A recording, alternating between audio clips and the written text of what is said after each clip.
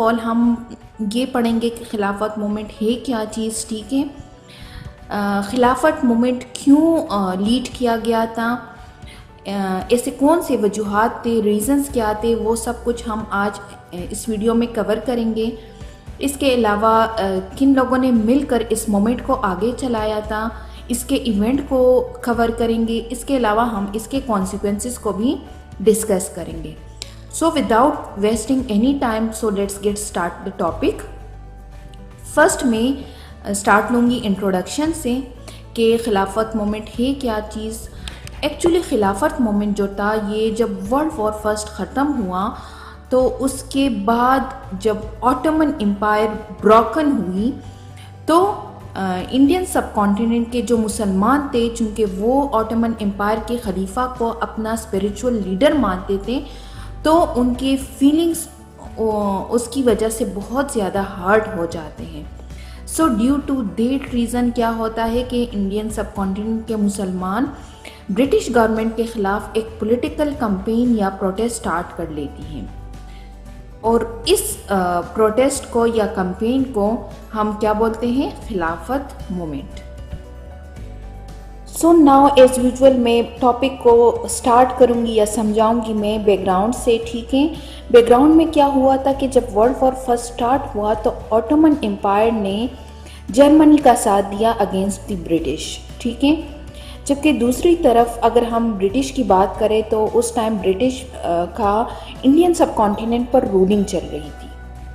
तो ब्रिटिश ने अपनी मुसलमान जो रियायतें उनकी सपोर्ट हासिल करने के लिए इस वॉर में उन्होंने क्या किया, एक प्रोक्लेमेशन इशू कर दिया कि हम इस जंग के दौरान जो मुस्लिम होली प्लेसेस होंगे उसको कोई नुकसान नहीं पहुंचाएंगे।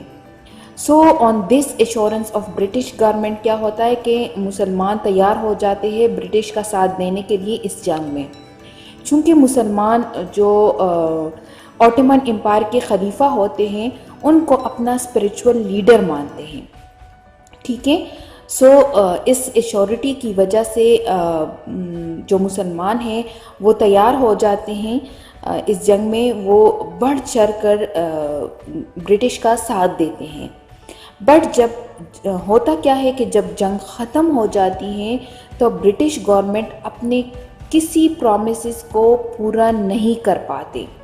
इसके बाद ट्रीटी ऑफ सेवरेस 1920 जो था ये ऑटोमन एम्पायर और एलाइड पावर के दरमियान जो था ये एक ट्रीटी साइन हुई थी, जिसमें क्या हुआ था कि जो तमाम जो ऑटोमन एम्पायर के नॉन टर्किश टेरिटरीज थे उनको हथियार लिए गए थे।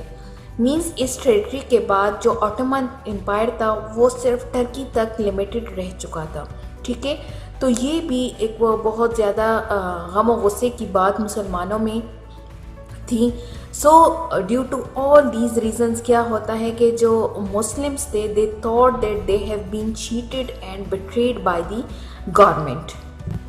देन नेक्स्ट क्या होता है कि 1918 में दिल्ली में एक एनुअल सेशन होती है under the chairmanship of AK Fazlul हक, हकीम अजमल खान एंड डॉक्टर मुख्तार अहमद अंसारी, ठीक है। इस सेशन में ये लोग डिमांड रखते हैं गवर्नमेंट के सामने that all the places there in must remain under the suzerainty of the Khilafat, ठीक है। बट होता क्या है कि ब्रिटिश गवर्नमेंट इसकी तरफ, इस अपील की तरफ कोई ध्यान नहीं देते। जब ध्यान नहीं देते तो मुस्लिम्स जो इंडिया के होते हैं वो मिलकर मुल्क के सतह पर एक बड़ा मूवमेंट स्टार्ट कर लेते हैं forward to get their demands fulfil. Demand क्या थी कि जो होली प्लेसेस हैं उसको कोई नुकसान नहीं पहुंचना चाहिए। सो इन प्रैक्टिस क्या होता है कि ये लोग मिलकर एक ऑर्गेनाइजेशन तश्कील देते हैं under the leadership of Hakim Ajmal Khan, Abdul बारी of Farangi Mahal and doctor Ansari, ठीक है। ये लोग मिलकर ऑर्गेनाइजेशन बनाते हैं और उस ऑर्गेनाइजेशन का नेम था खिलाफत कमेटी, ठीक है। दैट खिलाफत committee was formed at Bombay with branches in all provinces, ठीक है।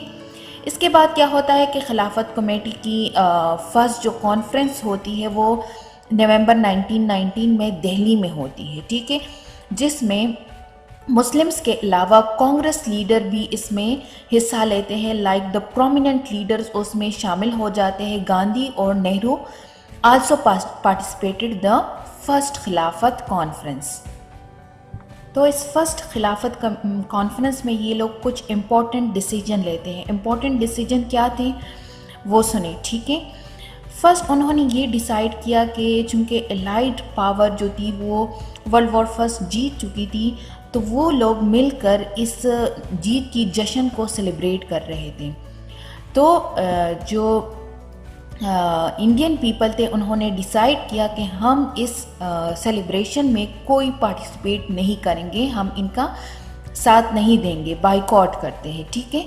सेकंड, ये लोग ये डिसीजन लेते हैं कि हम ब्रिटिश गुड्स का बाइकॉट करेंगे। थर्ड, उन्होंने ये डिसाइड किया कि हम नॉन कॉपरेशन मूवमेंट भी स्टार्ट करेंगे, ठीक है। तो ये कुछ इंपॉर्टेंट डिसीजन थे जो कि ये फर्स्ट खिलाफत कॉन्फ्रेंस में डिसाइड करते हैं। फिर क्या होता है कि सेकंड खिलाफत कॉन्फ्रेंस अमृतसर में दिसंबर 1919 में होती है, जिसमें मौलाना मोहम्मद अली और मौलाना शौकत अली, जिसको हम मोस्ट पॉपुलरली अली ब्रदर्स के नाम से जानते हैं, ठीक है, देव और आल्सो पार्टिसिपेटेड द खिलाफत मूवमेंट, ठीक है। सो ड्यूरिंग द सेकंड खिलाफत कॉन्फ्रेंस कुछ डिसीजन यहाँ पर भी लेते हैं। डिसीजन क्या थे? डिसीजन ये होता है कि हम 2 डेलीगेशन भेजेंगे, एक delegation prime minister British prime minister के पास और दूसरा वाइसराय ऑफ इंडिया के पास। ये डिसीजन सेकंड खिलाफत कॉन्फ्रेंस में होती है, जिसको हम खिलाफत डिपुटेशन का नाम भी देते हैं, ठीक है। सो ऑन 19 जनवरी 1920 को 23 मेंबर्स पर मुश्तमिल एक delegation under the leadership of doctor Ansari वो जाते हैं वाइसराय जो उस टाइम होता है लॉर्ड चेम्सफोर्ड, उनके साथ मुलाकात करते हैं और अपनी जो डिमांड्स होते हैं वो सामने रखते हैं और अपनी जो उनके साथ नाइंसाफ़ी हुई होती है उनका अजाला मांगते हैं। जबकि दूसरा जो डिपुटेशन होता है वो लेट करते हैं मौलाना मोहम्मद अली जौहर, ठीक है, और वो ब्रिटिश प्राइम मिनिस्टर जो उस टाइम होते हैं लॉर्ड जॉर्ज, उनके साथ मुलाकात करते हैं। तो ये 2 डिपुटेशंस वहाँ पे मुलाकात करने के लिए जाते हैं और डिमांड्स रखते हैं। डिमांड्स अब क्या थे उनके? डिमांड्स ये थे कि the Turkish empire should not be dismembered, next ताकि the institution of Khilafat must be retain, third the holy places should remain in the custody of Turkish government, fourth Jaziratul Arab including Mesopotamia, Arabia, Syria and Palestine with the holy places situated therein must always remain under the sovereignty of the Khilafat। तो ये थे वो demand जो कि ये viceroy Lord Chelmsford के सामने और लॉर्ड जॉर्ज जो होते हैं प्राइम मिनिस्टर उनके सामने रखते हैं। So in response to the delegation क्या होता है कि जो ब्रिटिश के प्राइम मिनिस्टर होते हैं वो डेलीगेशन को बहुत शॉकिंग और सेटिस्फैक्ट्रीली रिस्पॉन्स नहीं देते और उनको कुछ ऐसे बताने की कोशिश करते हैं that they had applied the principle of self determination to those countries which oppress subject people and provoked war to destroy the liberty throughout the world। सो जब डेलीगेशन नाकाम हो जाती है तो इवेंचुअली 28 मई 1920 को जो खिलाफत कमेटी होती है वो मुंबई में एक बहुत बड़ा जलसा अरेंज करते हैं जिसमें वो नॉन कॉपरेशन मूवमेंट को अनाउंस करते हैं और ये भी कहते हैं कि it is the only practical cause of the action. So non cooperation movement में क्या था? नॉन कॉपरेशन मूवमेंट में ये था कि वो ब्रिटिश के तमाम जो ऑनरशिप के तौर पर उनको टाइटल्स मिले होते हैं उनसे सरेंडर करते हैं। इसके अलावा वो रिफ्यूज़ करते हैं कि हम किसी भी गवर्नमेंट फंक्शंस को अटेंड नहीं करेंगे। जो लॉयर्स होते हैं वो कोर्ट से बायकॉट करते हैं।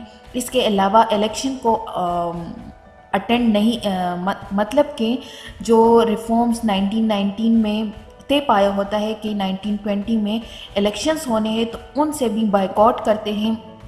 इसके अलावा वो ये भी कहते हैं कि हम जो ब्रिटिश मिलिट्री होती है आर्मी, उसमें कोई सर्विस को ज्वाइन नहीं करेंगे। इसके अलावा जो बच्चे होते हैं वो स्कूल, कॉलेजेस, यूनिवर्सिटी से बायकॉट करते हैं और ब्रिटिश गुड्स का भी बायकॉट किया जाता है during the non cooperation movement. तो ये थे तमाम जो मेजरमेंट थे जो कि खिलाफत कमेटी में एडॉप्ट होते हैं British against the British government. तो नॉन कॉपरेशन मूवमेंट के इन इक़दामात के अलावा चूँकि इन्होंने स्कूल, कॉलेजेस, यूनिवर्सिटीज़ कोर्ट से बाइकआउट कर लिया था, तो उनके मुकाबले में उन्होंने अपने नेटिव इंस्टीट्यूशंस, एजुकेशनल इंस्टीट्यूशंस या आर्बिट्रेशन सेंटर्स बना दिए। तो यूँ मुसलमानों और हिंदुओं के दरमियान जो रिलेशन थी वो और भी ज़्यादा अच्छी हो गई। सो नाउ बोथ द खिलाफत इन नॉन कॉपरेशन मूवमेंट, इनका मकसद क्या था कलेक्टिवली? इनका मकसद था मिलकर जो ब्रिटिश राज है या फॉरेन रूल है उनको अपने कंट्री से बाहर निकालना, ठीक है, through Khilafat movement and non cooperation movement, ठीक है। So Maulana Mohammad Ali, Maulana Shaukat Ali and Gandhi became the idols of millions of Muslims and Hindus alike. So वो मूवमेंट जो कि खिलाफत एजुटेशन के सपोर्ट में स्टार्ट हुआ था, that became a struggle for the independence. So that's all for today. Next video में हम खिलाफत मूवमेंट के पार्ट 2 में इसके जो और इवेंट्स है, जैसा कि हिजरत मूवमेंट हुआ, मॉपला राइट्स वेड, सिविल डिसोबीडियंस मूवमेंट हुआ, तो इन तमाम को हम नेक्स्ट वीडियो में कवर करेंगे। So thank you for watching my video. अल्लाह हाफिज़।